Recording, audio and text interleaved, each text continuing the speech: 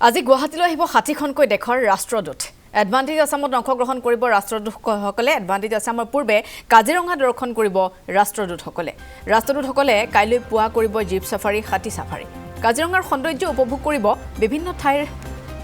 বা ৰাষ্ট্ৰৰ পৰা অহা এই প্ৰতিনিধিৰ দলে বৈদেশিক মন্ত্ৰী এছ জয়শংকৰেও কাজিৰঙা দৰ্শন কৰাৰ সম্ভাৱনা আছে বিদেশী অতিথিসকলক আদৰিবলৈ সাজু হৈছে ৰাষ্ট্ৰীয় উদ্যান কৰ্তৃপক্ষ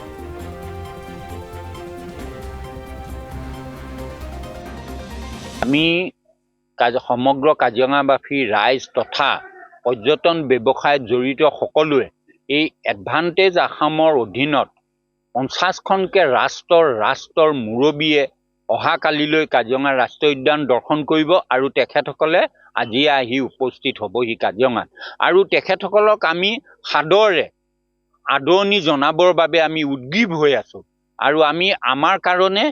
অতি আনন্দ আৰু গৌৰৱৰ বিষয় যেন কাজিৰঙাত আমি আজিলৈকে দেখিছোঁ যে বহুতো দেশী বিদেশী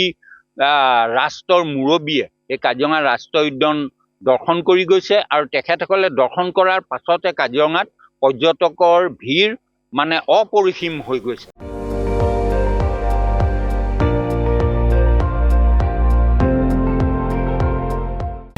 আপুনি চাই আছে ND24